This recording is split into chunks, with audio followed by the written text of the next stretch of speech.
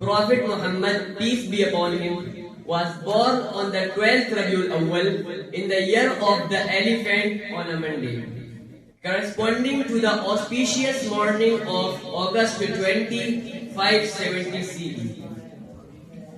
This was the light that was to the end of the darkness of the world and bring divine light to humanity. His revered father was Abdullah and his respected mother was Amina.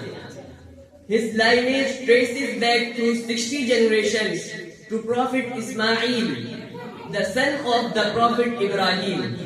His tribe is called Quraysh, which has been considered noble and superior among all the tribes of Arabia that many generations.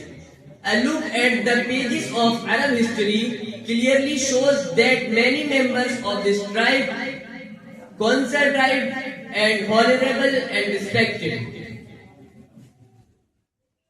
The superior among all the tribes of Arabia, which has been considered noble and superior among all the tribes of considered honorable and respected. Qusay ibn Kilab.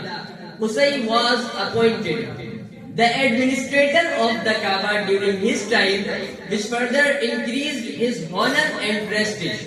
Qusay proved to be a successful administrator and accomplished many great things.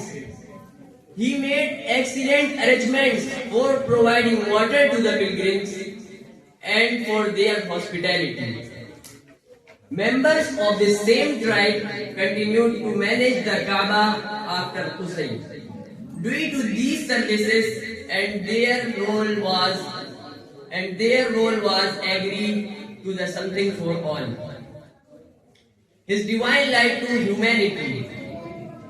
The tribe is called Quraysh. The Quraysh tribe gained great respect and importance throughout Arabia,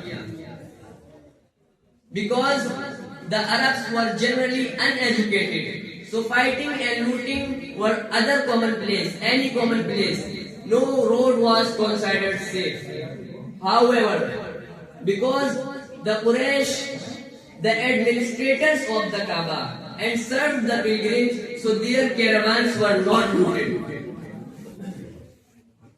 The grandfather, Prophet Muhammad, peace be upon him, was Abdul Muttalib, who had 10 or 12 sons.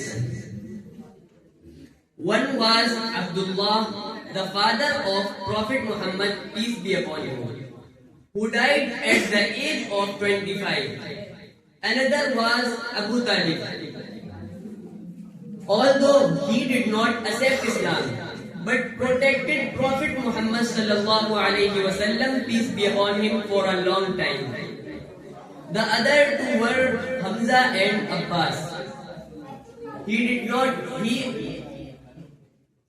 Hamza and Abbas, both of whom accepted Islam and hold a special place in Islamic history. Allah sent Prophet Muhammad, peace be upon him, as the last messenger and revealed his final book of the Holy Quran upon him. I conclude this with Ismail. Wa akhiru da'wana alhamdulillah.